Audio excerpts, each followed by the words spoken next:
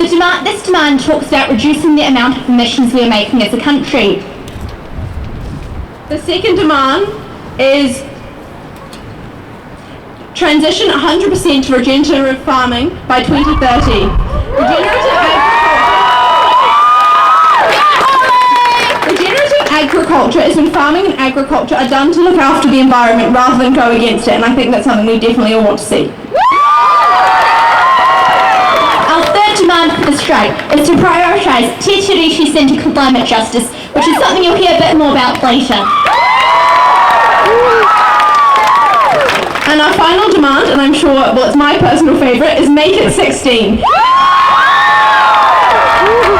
Us younger people, we really need to have a say in what's going on because it's going to impact us the most. And I think those are some demands we can really get behind. What do you think, Tumanako? Awesome. Next we're going to hear from one of our School Strike for Climate organisers about what climate justice means to her.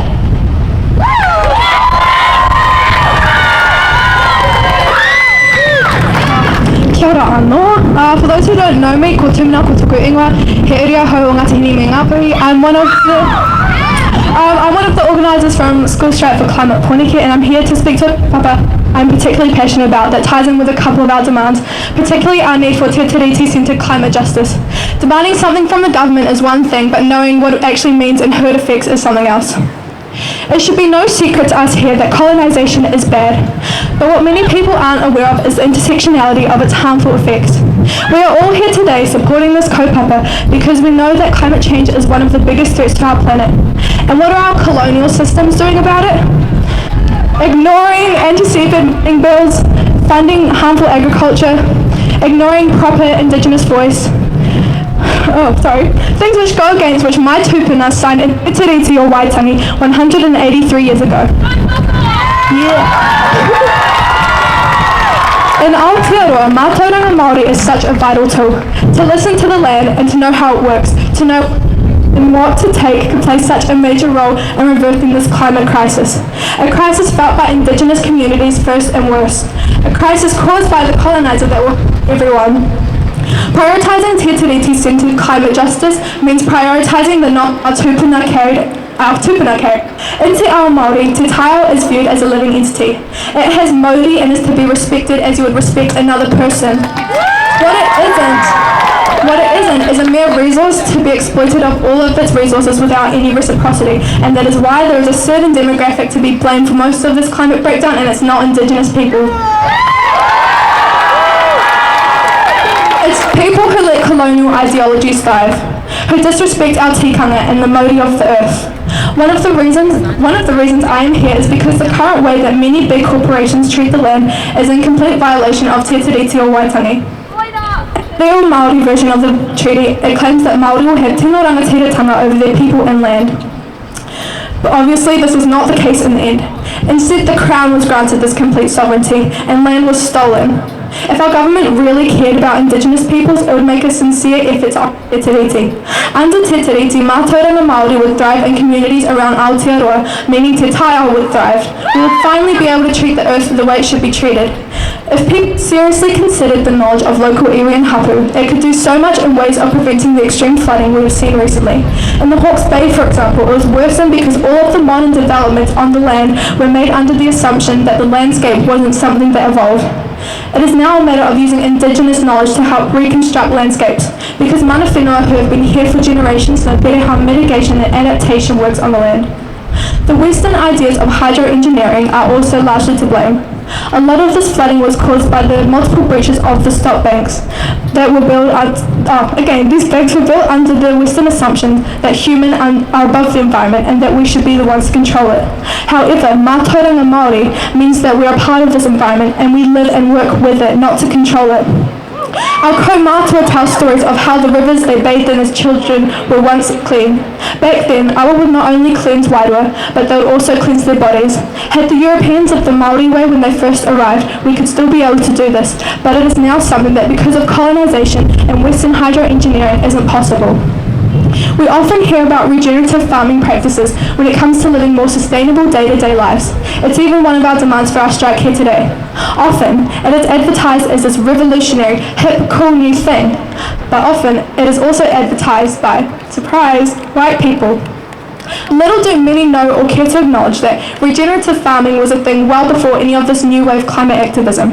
As you may guess by now, some of the people who were part of the first to practice these ways were Māori. This is because of our respect for the land. Māori know how to work with it, not against it.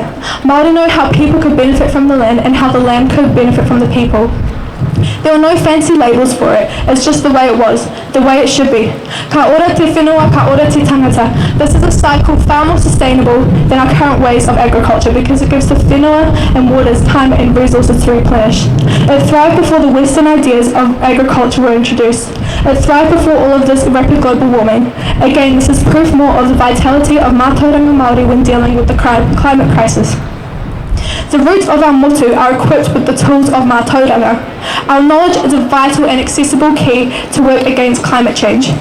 Instead of the Western pressures of facing issues with new future-based thinking, we must look to the past.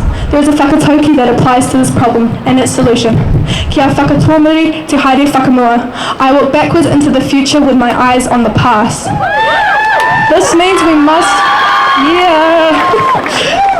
we must face these modern and future problems with the spirit of mātauranga Māori. Decolonization should always come before decarbonisation. Nō reira, tēnā koutou katoa, ngā mihi.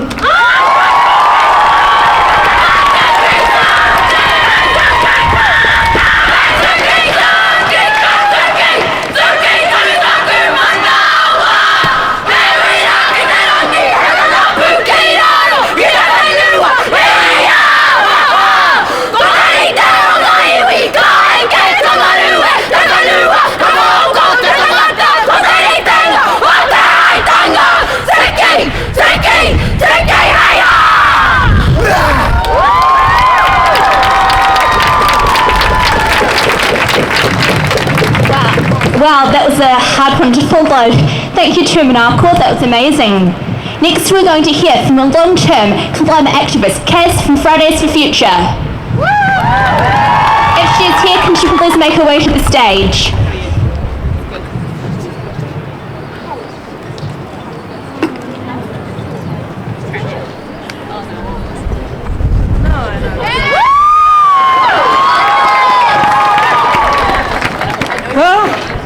I'm here from Fridays for Future.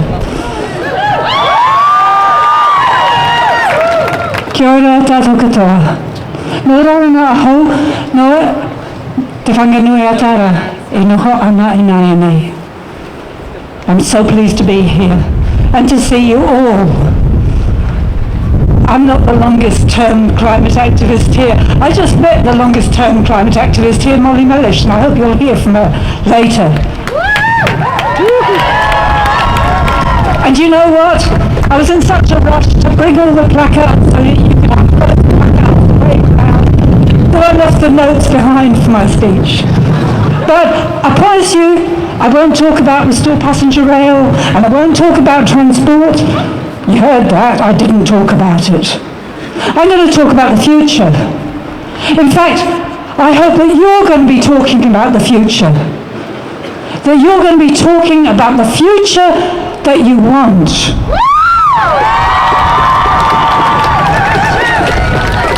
Not the future of disaster, or maybe it's the future of how you all together manage to make that disaster a hell of a lot better.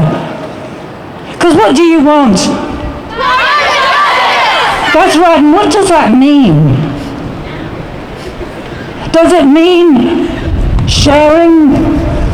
Does it mean having good relations with all the people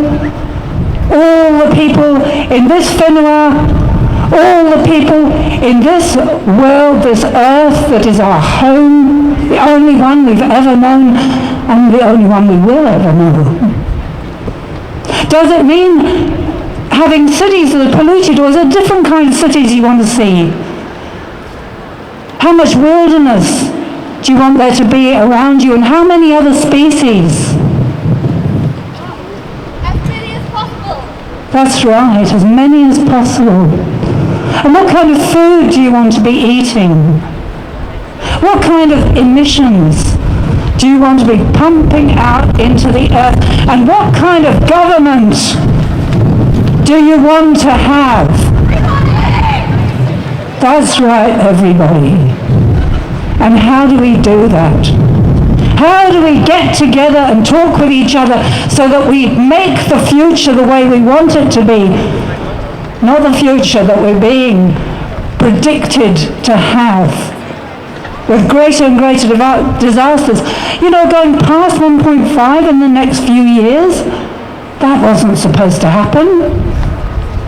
A whole lot of things went wrong, and that's just what Greta Thunberg's been saying, is we had all this blah, blah, blah. Lots of great promises. But did the powers that be actually use their power and wield it in the places where they needed to? So how are we going to change that? How are we going to get everyone on board?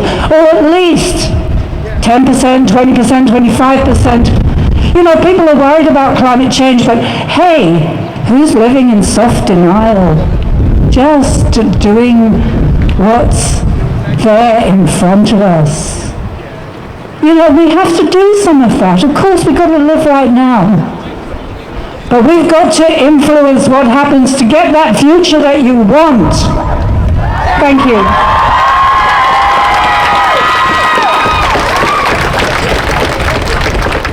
Thank you, Caz, for your words of wisdom. Next up, we're going to have Kelly O'Neill. Kelly's mahi is largely based around developing active allyship with Tāngata whenua. She's a founding member of Te Reo o Ngā Tāngata, The People Speak, which includes lots of te teo mahi with Ngā Te Toa Rangatira, Ngā Te Toa Rangatira, as well as Te Waka Horua, which is a Māori-led direct action rōpū for te tiriti and climate justice. Let's give her some applause.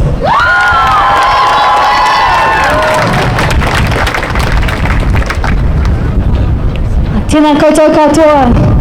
Muki nui kia koutou. Ngā mihi nui ki ngā kai whakahaere, all of the organisers and volunteers, and for all of you for being here. It's really, really amazing. So I'm going to speak on our need for system change and tautoko ngā kōrero o ngā tuahine, te tiriti justice, and why te tiriti justice is essential to climate action. We know that addressing climate change requires system change, radical system change. That's why we're all here. And that's why with Ngā Te Toa Rangatira we are developing te tiriti-based citizens' assemblies or climate wānanga for Porirua. We don't have time to wait for the government to take action.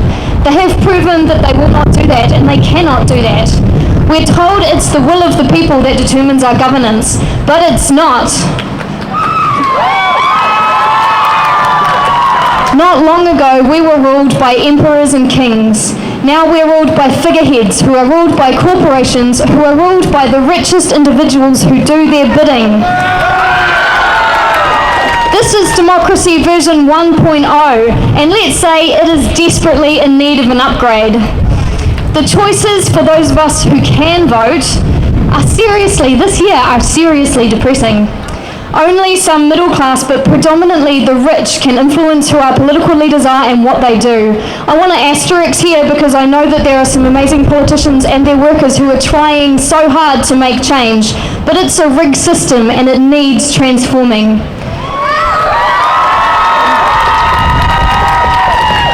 Our politicians are in bed with our biggest polluters, and history shows that the merger of corporation and state is a hard route to fascism. Our climate targets, reduction plans, and emissions trading schemes are smothered in corporate greed.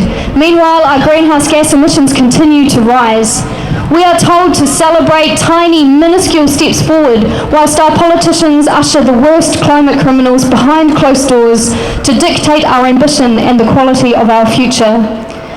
They can do this because of a story that we have been convinced to believe. But here in Aotearoa, there is another story. Te Tiriti o Waitangi says, in writing, for those that need that power is to be shared, and that not just the Eurocentric world exists.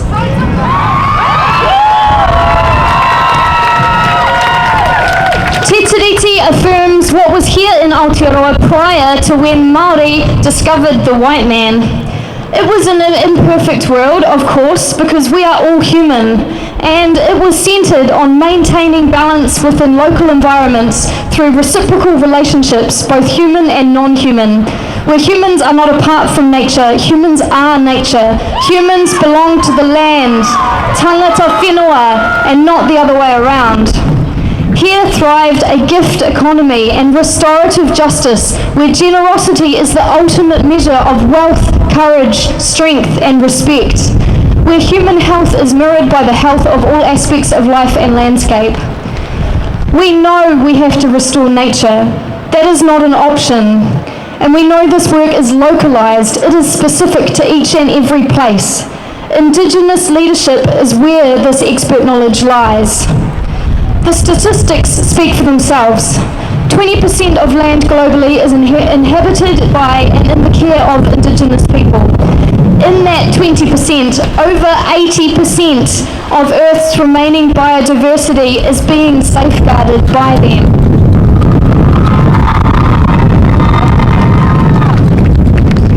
When Indigenous people decline, environments decline. There is a direct correlation. We need to focus our energy where the expertise and solutions exist, because again, Indigenous people are the environment. What is good for Māori is good for everyone and everything.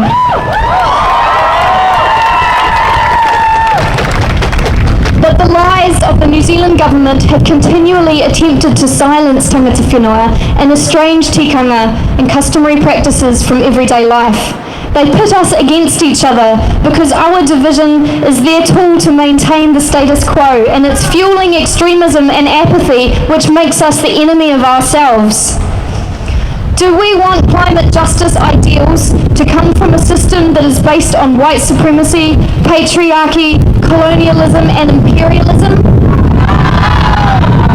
Those are the same myths that are being used all over the world to justify the continued and increasing destruction of our living planet. Or do we want our ideals to be based on restorative justice, relationships, generosity, and a fundamental interconnection with nature? You might hear, as I do, people say that this rampant greed is just human nature, that humans are fatally flawed. But this kind of greed has killed itself off before, and it occurs only in less than the most recent 1% of the 100 million odd years that humans have been evolving on Earth. We don't have to choose that future.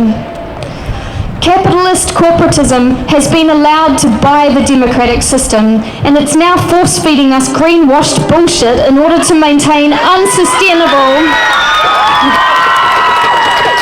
these suicidal levels of power and wealth accumulation. There's nothing democratic about appealing to the people who have won at the game of exploitation and destruction. Don't be fooled. We are not at the table. But I don't want a place at their table. I don't want to choose between pink, red and blue and then listen to politicians flip-flop, bicker and mock each other in ways that we would not permit of small children. I don't want to be at the table where Te Tiriti o Waitangi was dishonoured from the moment it was created. Aotearoa is small, but it has led in globally transformative changes before. The antidote to all of this is radical inclusion, which begins with us allowing ourselves to feel included in a big way, not to this. We need to feel that we are of the earth, of this cosmos. We belong here. We need the true diversity of our communities included and represented in processes of decision making. We need to centre our transformation on Te Tiriti o Waitangi. We need acceptance that we will have different views, and that's okay, because diversity is how nature creates life.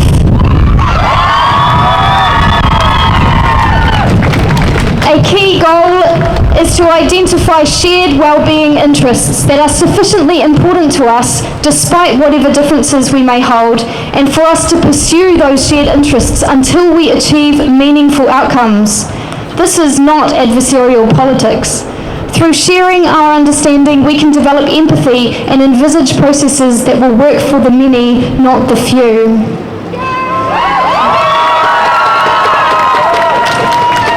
In this beautiful part of the Pacific, Moana Nui Akiwa, and with our large Pacific family, there is a rich history of deliberative decision making. That is, people coming together and hearing each other, discussing and learning in order to make the best decisions for the whole.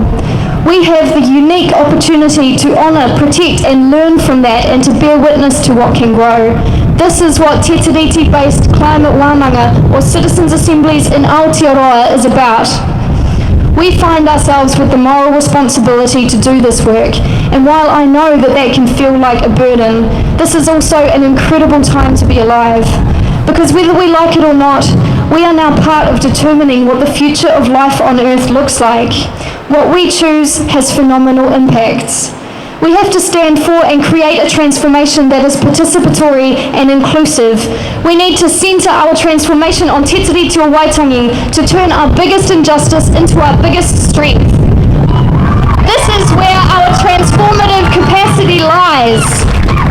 If we continue thinking that these systems designed for individual greed, power and utterly illogical wealth are suddenly going to turn around to fully recognise Indigenous rights, nature, planetary boundaries and begin an agenda of egalitarianism and just transitions, then I think we are as much living in a dream/nightmare land as they are. Tāngata whenua and Indigenous people around the world know this, have known this, and have consistently, with utmost bravery and despite all odds, safeguarded essential knowledge while putting their lives on the line for nature, justice, and the world we desperately need. Indigenous people have been and continue to be on the front lines of our overlapping crises. My dream is that we give them our support. We have the leaders and the wisdom all around us. Together we can make our own table. That is the future I want to be part of with all of you. Te Tiriti Justice is climate action. Kia ora koutou!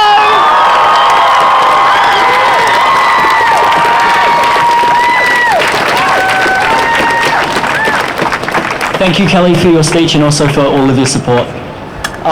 We're going to do a couple chants, because why not?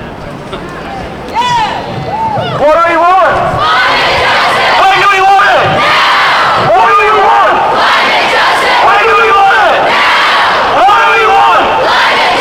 When do we want it? What do we want? Climate justice. When do we want it? Now. Whose future?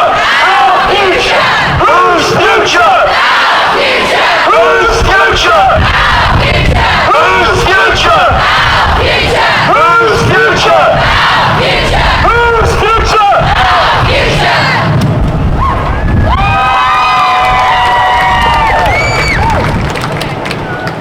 Thank you for sticking around, everyone. Now we have another one of our organisers from SS4C coming up to speak. Please give a big round of applause for Isla.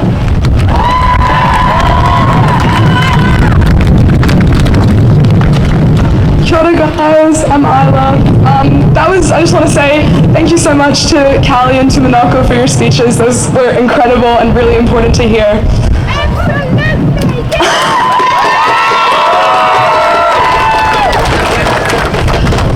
Climate change is banging down our door. It's not only knocking, but sweeping our doors away, and our kainga with it.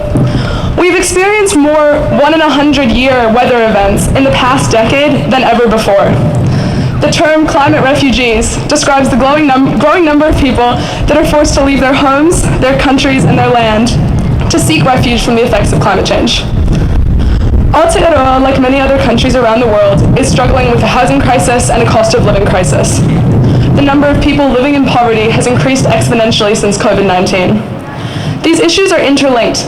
Living in poverty means fewer resources to protect against flooding or other extreme weather events.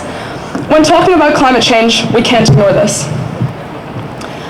We are here today fighting to keep our doors on. Over the past 5 years, our generation has had to adapt to some of the most life-changing issues we will face. It is time enough for us to make a stand for the parts of Te Taio that are most affected by climate change. It is vital to our movement that not only do we recognize the ways that climate change manifests itself, but also bring awareness to the intersectionality of the issue.